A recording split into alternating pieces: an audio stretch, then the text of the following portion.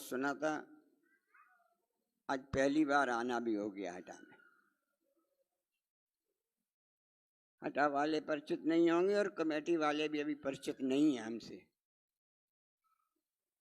83 में ईसरी में आचार्य श्री की पहली बार चरण रज लगाई थी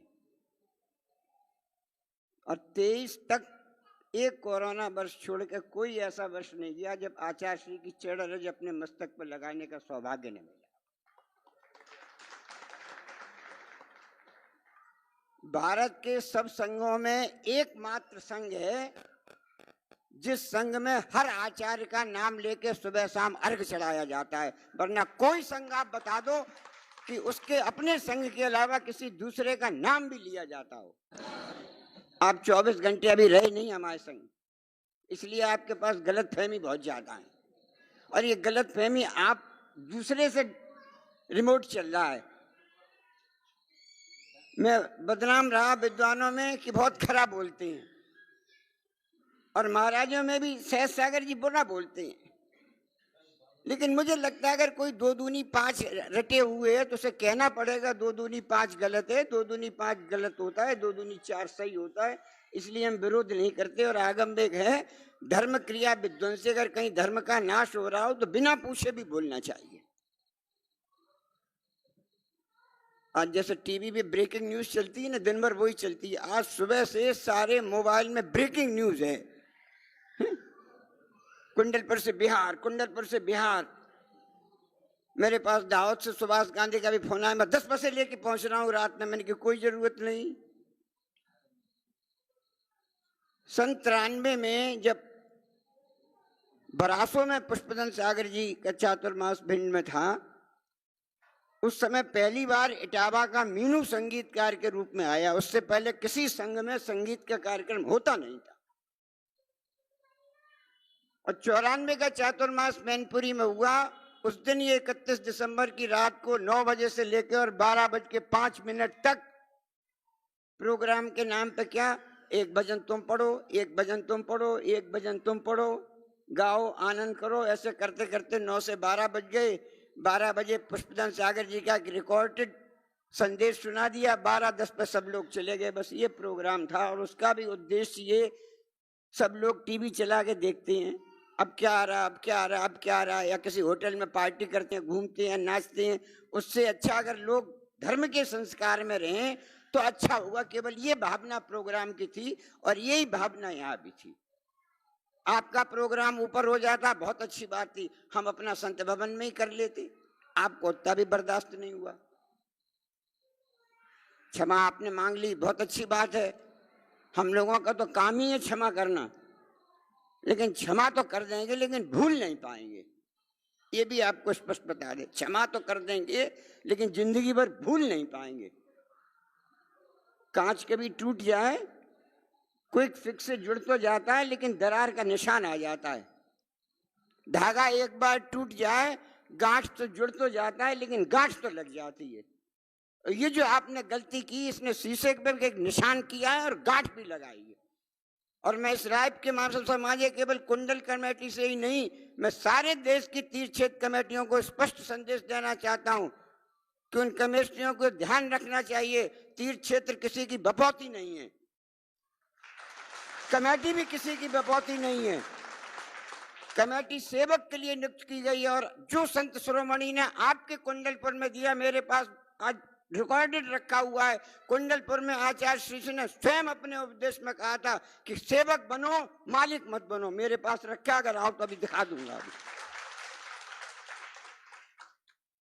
और आज चाहे कुंडलपुर हो चाहे और लोगों ने, एकमात्र संत बैठा है जिसने स्वर्णभद्र को सोने से रंग के स्वर्णभद्र उसका नाम सार्थक कर दिया। एकमात्र संत बैठा है जिसने चोपड़ा कुंड के दरवाजे खोल दिए।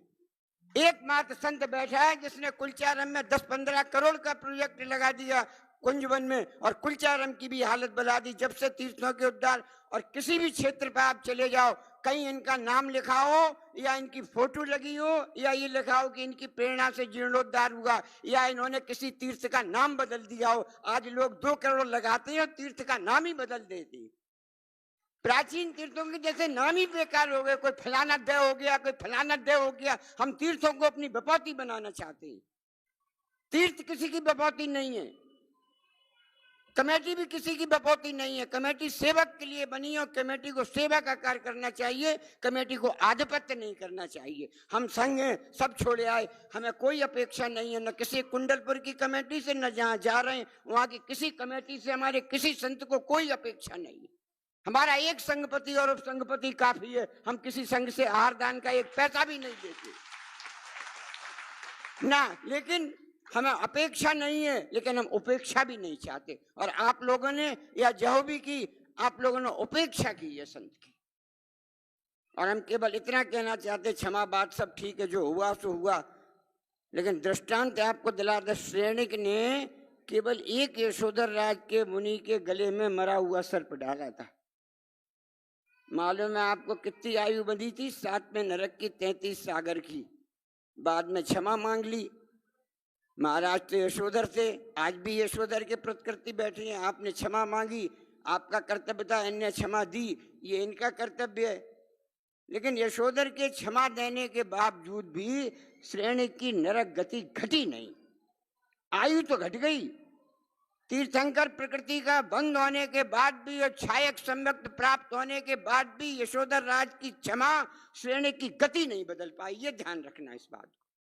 और इसके माध्यम सारे कमेटियों को देना चाहते हैं, एक बात अपने दिमाग से निकाल दो, तीर्थ सबके हैं, चाहे कोई संत आए, चाहे 13पंथी संत आए, चाहे 20पंथी चाहे विद्यासागर संत आए, चाहे पुष्पदन सागर का संत आए, कोई भी संत आए, उनकी दृष्टि में संत संत होना चाहिए। और मैं अपने मन से ये बात नहीं कह रहा हूँ, मैं कुंद आचार्य की दृष्टि से बात कह रहा हूँ। उन्होंने कह दिया मुनि की परीक्षा। तुम क्या करोगे? स्टूडेंट कह रहा है मुनि की परीक्षा करेंगे। लड़का स्कूल में कहे हम प्रिंसिपल की परीक्षा करेंगे, अकलमंदी की बात है क्या? अपनी परीक्षा करो, हम स्टूडेंट होने के लायक हैं कि नहीं। मुनि की परीक्षा, और कुंद ने कह दिया मुनि की परीक्षा करना, जरूर परीक्षा करना। उनने साफ बात, देख लेना नंगा है कि नहीं, कपड़े वाले को मत मानना गुरु।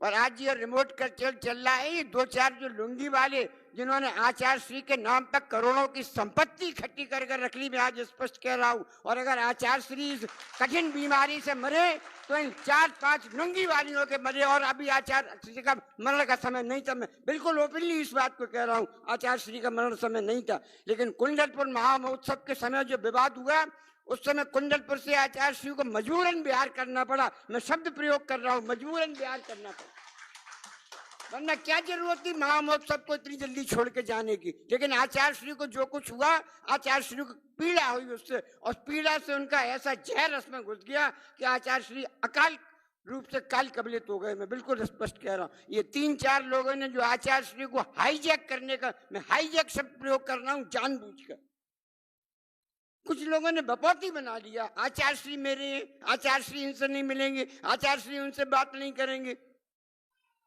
मैं अभी अमरकंटक गया अपने गुरुदेव के साथ, पूरा संघ गया, 2 लोग मौजूद थे, 2-4 दूर रहना, 2 तखत डाल दिए 6 फीट के।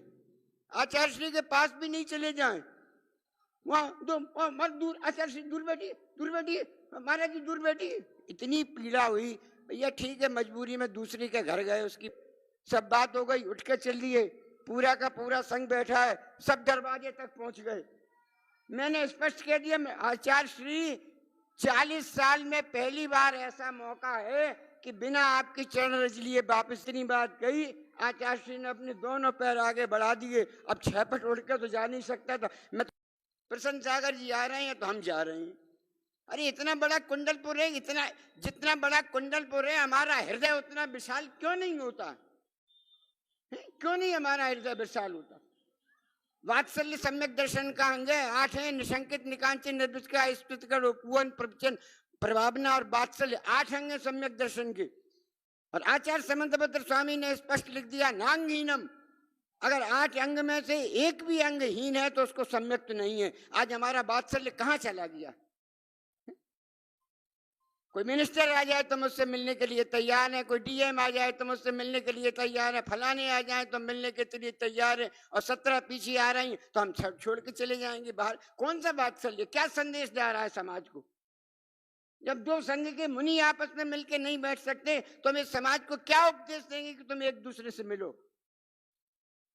बुरा मत मानना, हम तो बड़े स्पष्ट कहते हैं। आप कमेटी बहुत अच्छी थी, मैं तो बहुत देखता हूं, मैंने 45 साल समाज सेवा रहा, मैं जिया हूं समाज में और विद्वानों में और मुनिराजों में। कहीं एक भी फ्लैक्स लिखा होता है कि कुंडलपुर कमेटी अंतर्मना संघ का स्वागत करती है और आचार्य श्री की फोटो लगी होती है? आप बताओ, हमें दिखाओ अगर आपने एक भी फ्लैक्सी लगाई हो कुंडलपुर में। हर कमरे में 10 फ्लैक्सियां लगी थी, फलाना कार्यक्रम, इसकी फोटो उसकी फोटो, लेकिन पूरे कुंडलपुर में मेरी तो आंखें देखने को तरसती रही कि कमेटी की तरफ से कहीं एक गेट पे फ्लैक्सी लगी होती, अंतर्मना का संघ का कुंडलपुर में स्वागत करते हैं विगत कुंडलपुर समिति। बताओ आप,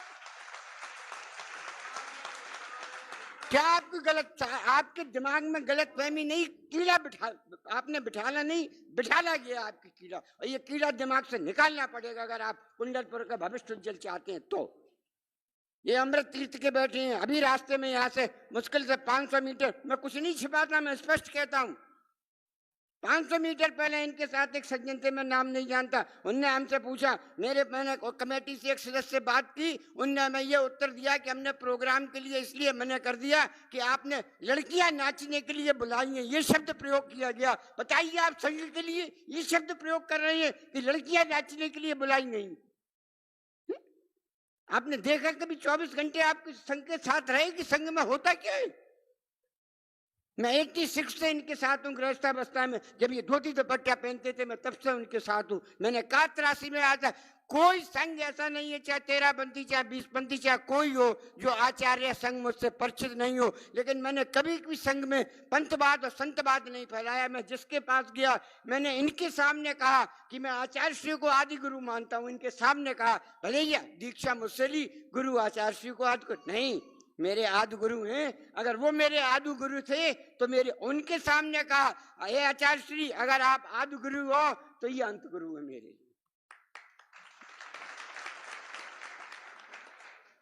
किसी भी तीर्थकार करना है, जो कुछ हो गया कार्य का ऐसे ही परिणमन था।